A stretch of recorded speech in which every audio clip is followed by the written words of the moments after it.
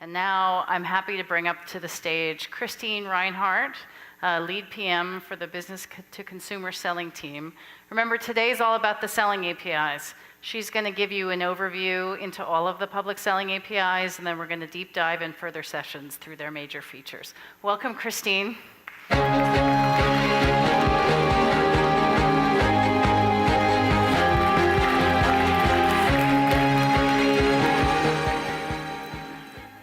Hi. Woo, loud. Hi, everyone. I'm so excited to be here today. Like Sunil, I'm a recent addition to the eBay team. I just joined last year, and I feel incredibly lucky to be joining eBay when I have. There's so many exciting things happening. I mean, eBay really, truly is reinvesting in their technology, in the business overall, from, as we saw yesterday, the new brand campaign. Me and my family were definitely part of the core target eBay buyer. Fill your cart with color, absolutely. It's just boring, I agree. I'm a full-time mom. I'm a full-time employee here. I have 2 small kids at home. I do almost all my shopping online. I live with a collector, so almost every other day it seems like he's finding his perfect on eBay, because almost every other day I come home to a package on my front doorstep. His latest obsession is vinyl records. So I saw in the video yesterday, I don't know if you guys caught it, there was like a picture of a guy who looked like he was in like Tibet or something with a Saturday Night Fever record. I was like, okay, my husband, it definitely speaks to me, and I think it will to many people. So I think it's a really great new brand campaign. And then on the sell side, we are making huge investments in the selling platform. I remember when I was interviewing for this job at eBay, one of the folks here said, if you like simplicity, this is not the job for you, because the eBay selling platform is incredibly complex. And I'm not going to lie, eBay has a lot of tech debt. We are aware of this, and we're really working hard now to re-architect and rebuild and make everything better. So we have big ambition, right? We want to build the most powerful selling platform. And today my message, and the message overall for this conference is that if we're going to do it, we all believe here, we must do it with an API-first mindset. And so I'm here today to take you on our Sell API journey. And I'm going to walk you through where we've been, what we've just launched, what adoption we're already seeing, and where we're going. And I'm going to get my clicker. So let's get started on our journey. Let's go back to 1995. I'm sure you all are aware, originally when the company launched, it was launched as an auction site, originally called Auction Web. I don't know how many of you are up to speed on early eBay trivia, but the first item ever listed and sold, do you guys know what it was? Yeah, it was a broken laser pointer, not even a new one that works, a broken one, right? I don't know if you guys saw it, they have it on display in the lobby, so it's found its way back home, which I think is really cool. And it wasn't until 2000, late 2000, that we introduced the Buy It Now feature. And this is really what started us on a path of moving beyond auctions to fixed price sales. And it was also around this time that we launched our original APIs, the trading APIs. And given the early history of eBay, the auction site, given trading API, the name alone, it's clear that those original APIs were built to leverage the power of eBay, the online auction house, right? Now, fast forward 15 years to now, and we're seeing the marketplace evolve. We're moving from sellers that might find an old t-shirt in their closet and sell it at auction to sellers that are stocking inventory of brand new shirts in multiple colors and sizes and selling them across multiple channels. This is the new retail standard. So have any of you guys heard of Jack Shang? Do you guys know who Jack Shang is? So Jack Shang is the first eBay seller to ever reach 1 million feedback score. And it took him 8 years to get to 1 million, but then it took him only 18 months to get to 2 million. So think about that, 1 million in 18 months. So if you're doing that kind of volume, I mean, that's over 50,000 items a month, over 1,000 items a day. Are you more likely selling those at auction or as fixed price? Are you more likely to be listing individually each one of these items through a web interface, or more likely to do it programmatically through an API? As I said, in general, our ambition overall is the world shops first on eBay. And we're going to get there by offering the best choice, the most relevance, and the most powerful selling platform. And over the last 2 years, we've started to reinvest heavily in our technology platform. And as Sunil just talked about, we're basically trying to consolidate. We're moving from, as I mentioned, the complexity of our old selling platform, dozens of disparate tools that don't work together, and we're trying to come together with 3 that do. So the web and the APIs and feeds, all working seamlessly together so that sellers can run their business and grow their sales. Now, obviously, this is supposed to be the SellAPI journey, but we're going to go through, let's take a quick look at each of these. So the web, as we mentioned, so we have the web tool, Seller Hub, which we just launched last year. This is really geared more towards the small, medium-sized businesses. The first time I saw Seller Hub, I was like, wow, this is so cool, so much better than some of the, I'm a long-time eBay user, and it was just really transformational. And as he said, we're already seeing really great adoption of Seller Hub, over 1 million users. But it has everything you need, a seller would need to run their business in one place. So they can see all their listings, manage them, they can see performance reports on how their business is doing, and then now with the guidance stuff, it's really amazing. And so then what we're trying to do is take all these great new things that we're launching through Seller Hub and also make them available through API. So if you list something through the UI, you could also use the APIs to modify or get your orders. It will all work together. I mean, that's the end goal. And so APIs, obviously, they're built for you, our developer community, for our third-party partners, and our large retailers that want to integrate directly with eBay. And then finally, feeds for our large retailers that want to be able to use the bulk file management to manage their inventory and their orders and fulfillments, be able to download it directly from their inventory systems. So we're providing something for everyone. And again, the main message is they all work together. So you can upload something through the feed, manage it through the API. You could have someone check on it through the UI. It's all there. You can see it across all 3. So let's recap where we are in the journey.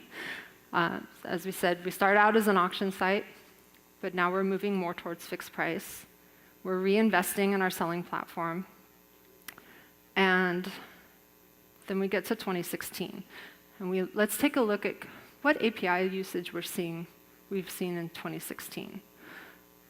So in 2016, 60% of all of eBay's live listings came in through an API. And when we look at the larger sellers, so those who are selling more than 100,000 annually in GMV, 74% of their listings are through API. Over 19 billion last year in GMV from our APIs. So it's clear, right? APIs, they're not only critical to our business, but they're critical to the businesses of our sellers and our developers. So 2016, as I said, we launched the original ones back in 2000, right? Over 15 years ago. I mean, how many of you are using technology that's over 15 years old in your personal lives? I mean, other than like my husband who has his vintage arcade games and his records. 15 years is it's time. It's time to modernize.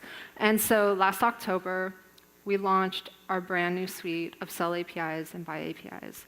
I got to be there for the launch at Grace Hopper, and you've seen throughout this conference,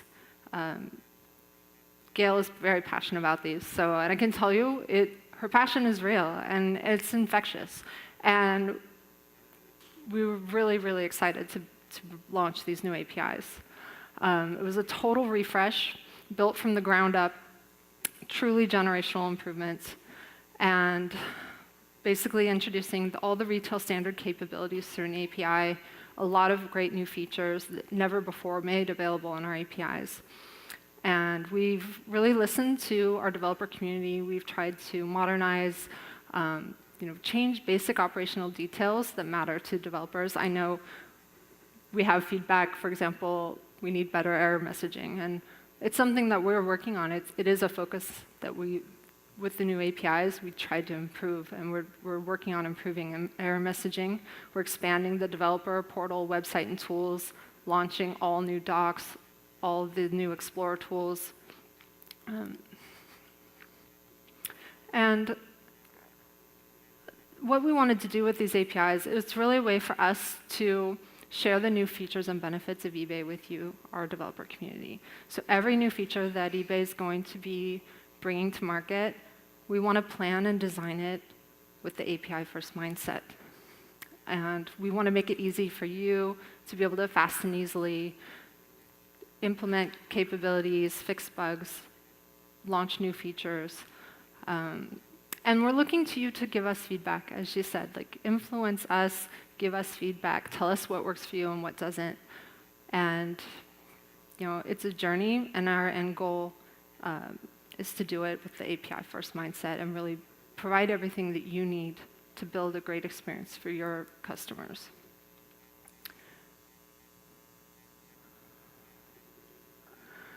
So what exactly did we launch?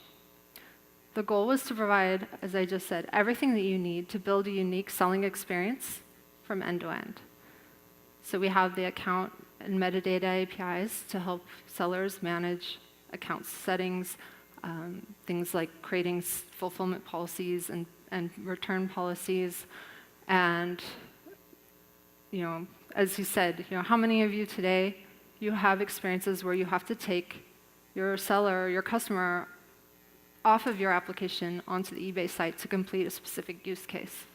I'm guessing you don't want to have to do that. And ultimately, that's where we want to get to, where you have everything you need in your application so that sellers don't have to leave the experience that you built for them. We have the inventory and taxonomy APIs, so again, built for retail standard, durable products, a completely different model from the old APIs and the way they were built, more towards auction. And then fulfillment and post-order, so managing your fulfillments, creating shipping, or managing order, getting order information, creating shipping fulfillments against them, and then managing cancels, returns. And then all new marketing and analytics capabilities. So now we have the promotions and promoted listings and performance reports all available with these new APIs.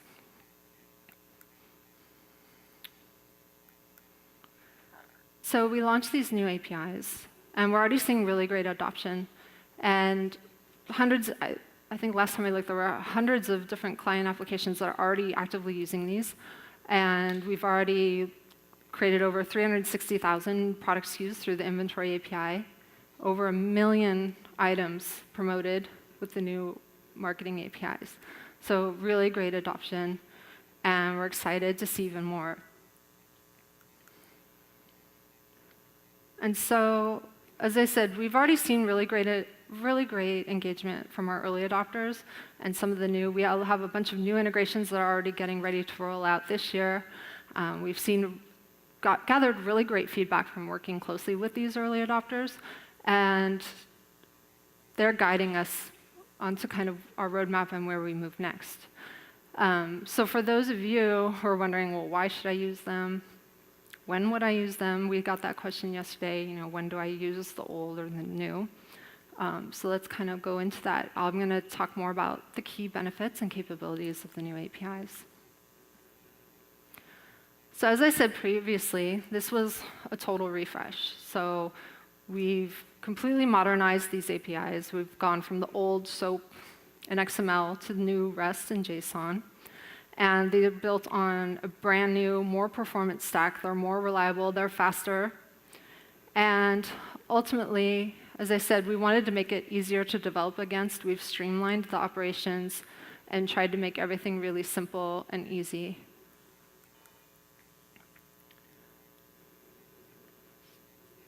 As I said before too, our original APIs, they were built for auction. And with these new ones, they're focused on the retail standard.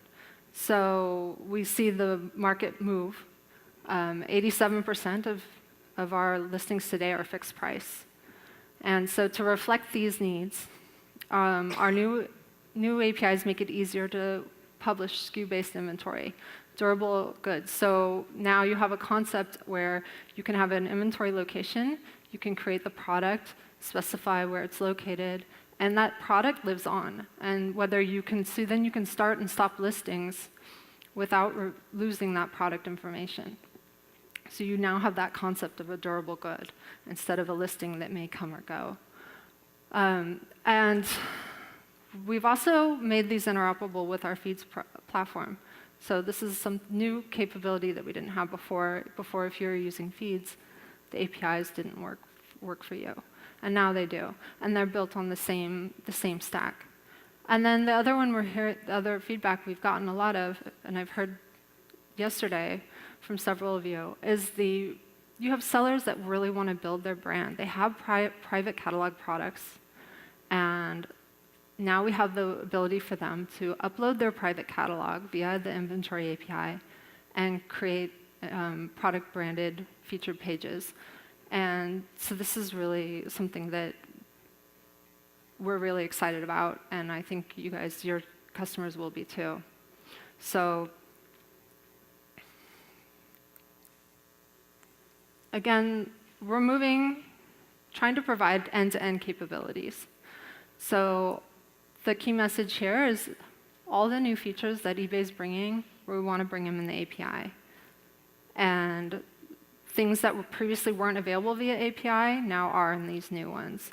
So as we said, the performance reports, analytics, the marketing, the new promotions and promoted listings, these are all new capabilities. So really that end-to-end business. So not just managing your accounts and your inventory and your orders, but also managing your growth, your performance, and getting guidance on where you should go.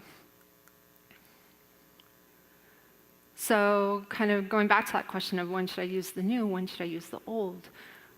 If you're doing a brand new integration, it's a no-brainer. You should be on the new APIs. If you have an existing integration, you can keep it, you can maintain it. If you're doing auctions, if you support auction capabilities, you'll need to use the trading APIs. But if you're doing retail standard, more of that product-based, SKU-based inventory, the new APIs were built for that. And if you want performance and marketing and guidance, the new APIs are for you. Each of these is made to be standalone, so you can use one or the other, use them together. We tried to make it flexible. And over time, again, we kind of want to have that parity across what's available in the web is available in API, and it all works together with the feeds as well. So I know we're going to get a lot of questions around that, how do I use mix and match, use trading, use the new. Tanya is going to be up here later today talking about a lot of the best practices around that. And hopefully you guys have been taking advantage of the Connect Lounge as well, because we do have our subject matter experts up there to help answer all your questions. So we launched these in October. And again, we had several early adopters that we worked closely with that were providing us feedback and really helping guide the launch. They dipped their toe into the water, and they've already started using it and providing us with those actionable insights.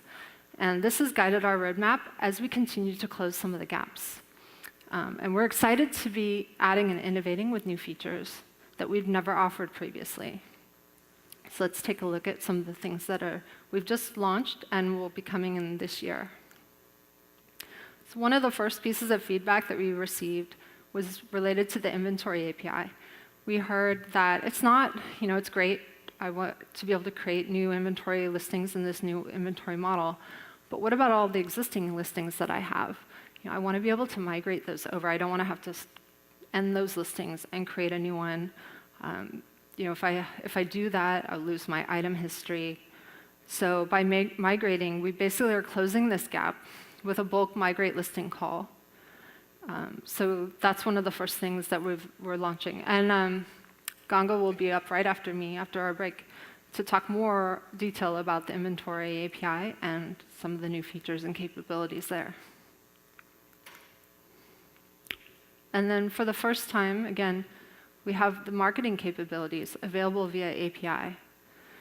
And one of the feedback we got was, you don't want to have to just create a promotion by selecting an individual item. You want to have rules, rule-based selection of inventory, so you can create promotions and campaigns around multiple items at once without having to do it piecemeal. So now we've made that available as well. And we're basically, with this marketing API, the intent is to enable third parties to create a digital marketing suite with the performance reporting and the analytics. And then we also have a Markdown Manager and seller coupons, which are coming soon. And Liv will be up here today as well to talk all about the marketing capabilities. So listing inventory in the right category is critical if you want the item to sell. For example, if you're selling a pair of men's sneakers, you're not going to want to list it in the women's boots. It's not as likely to sell, right? So previously, we just launched this taxonomy API. So this is brand new. Previously, you had to use the old trading APIs to get category information. Now we have this available in our new API, and so that you can get a suggested category and get the most accurate item to category mapping. So, and technically this API is, as Gail mentioned yesterday, it's used for buyers or sellers. So we've classified it as the commerce API.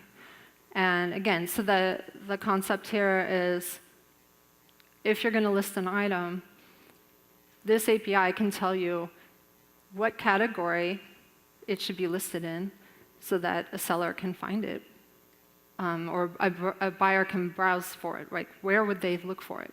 So on both the sell and buy side. So for example, if you're selling the men's shoe, we would suggest you should be listing it under clothing, shoes, and accessories, men's shoes, athletics. So as I said, when we launched Seller Hub, we had a new tab within that on guidance. And now we are going to be introducing a guidance API, so bringing those features from Seller Hub into the API.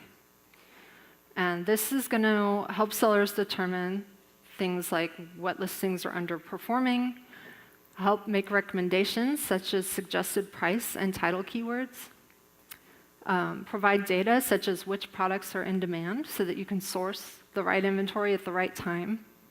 All really great things that sellers need, right? So it might tell you something like, hey, it's a really great time to be selling sunglasses. Oh, and by the way, this really popular aviators that you have, you're running out of stock, you should source more. And oh, those yellow ones, they're not as popular, they're not selling, you might want to consider lowering the price. And guidance such as that, right? So Vikas will come up also later today and talk more about this new guidance APIs that we're looking to develop. And we want to get a lot of feedback and tell us what other kind of guidance sellers are looking for from your perspective.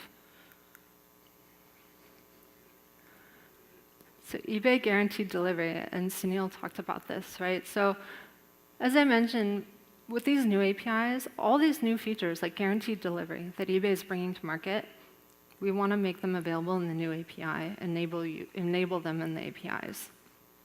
So eBay guaranteed delivery, this is going to be a huge market changer, I think, for the sellers at eBay and buyers, right? I mean, I'll tell you a story around this, related to this. Like, I just had, my daughter is 4, she just turned 4, and we just had her birthday party on Saturday. It was a fairy magic unicorn butterfly rainbow theme party, because she's 4.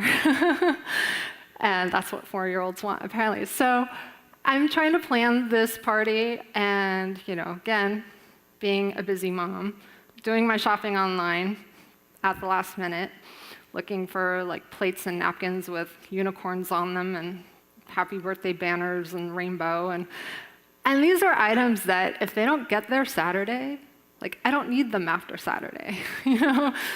If they don't get there by Saturday, they're of completely no use to me anymore. So, and this is a one-time purchase. Like, after Saturday, I'm probably never going to be buying rainbow plates and napkins again, or with unicorns on them. So, I mean, this is an opportunity that a seller doesn't want to miss, right? This is the opportunity that you need to make sure your buyers, like, I'm not going to buy from you if I don't feel sure that it's going to get there by Saturday. And with this new program or feature, as a buyer experience, I'm going to sort, what's going to get there on time. And those listings that are guaranteed by Saturday, they're going to show up at the top. So any sellers that don't have that, this is critical. This is going to be critical to sellers. So we have, with the new APIs, in the account API, there will be ways to get new shipping rate tables. So part of this program is we're introducing new shipping rate tables for sellers to be able to better specify like their shipping rates and delivery times. And we're moving from a model where before we had one domestic and one international shipping rate table. Now we're introducing the ability to create up to 20 different shipping rate tables. They're much more granular. And so with the new account API, you'll be able to get these new rate table information. You'll also be able to associate one of these new rate table IDs to your fulfillment policy. And then on the fulfillment API, when you are getting order information, we'll now have a ship by date field, so you can make sure to fulfill your order on time, as well as like estimated minimum and maximum delivery date field values. So these are going to be helpful for the sellers that want to participate in this new guaranteed delivery program. Another thing I wanted to mention is, again, kind of going back to that web API feeds. And as part of our Selling API roadmap, we're also, like I said, making sure these are working together. So we just launched recently our newest next generation merchant integration platform, Feed tool. So, and this is built on the same stack as the inventory API, and it's fully interoperable with the inventory API.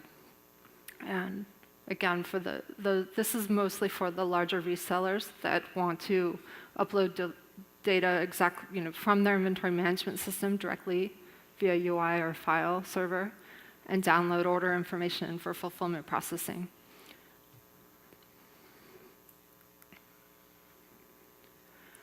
And finally, as part of our roadmap, as I said last October when we launched these APIs, we launched them US only, but we are going global.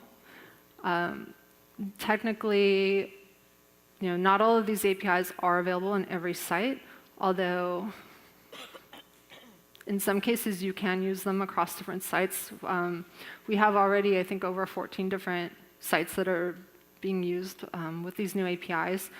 And we're continuing to add site-specific features. So for the most part, most of these APIs will work globally, but in some sites there are site-specific features, like maybe a payment policy that's only specific to the AU, or fulfillment policy that's only specific to Israel. So we're trying to make sure that we're supporting all these different site-specific features in the APIs as we continue to work on them.